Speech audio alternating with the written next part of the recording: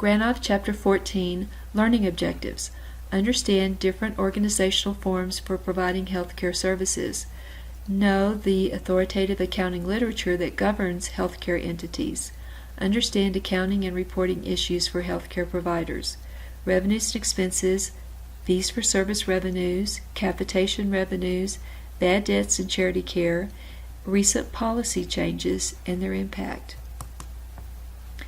Types of services for healthcare organizations: clinic and individual or group practices, continuing care retirement communities, health maintenance organizations, home health agencies, hospitals, nursing homes, rehabilitation centers. Structures: for-profit, proprietary, not-for-profit, voluntary, governmental, public. So examples of healthcare organizations: the for-profit. These are the same type of entities as Dell Computer, Amazon, IBM. These are public or private for-profit entities. Hospital Corporation of America, Tenet, HealthSouth. Not-for-profit. This is what we're covering in chapters 12 and now chapter 14. Private not-for-profit. Or governmental.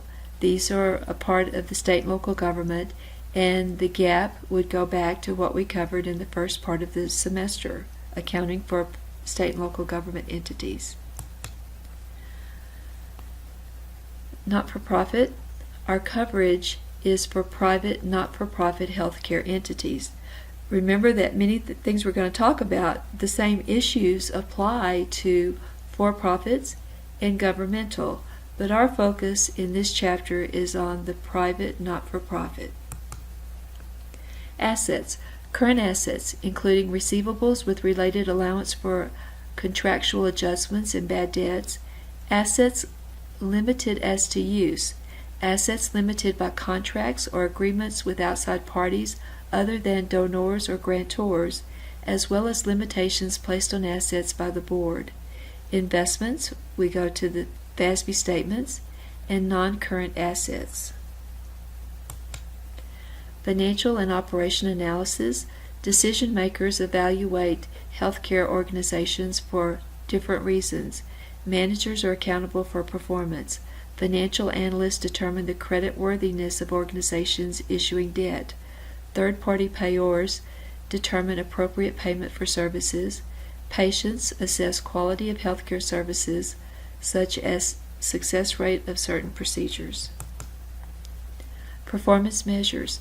These measures can be categorized by patient volume, patient and payout mix, productivity and efficiency, debt covenant ratios. Patient Protection and Affordable Care Act. We know about this. It was signed in March of 2010. Trends include states covering more people through Medicaid.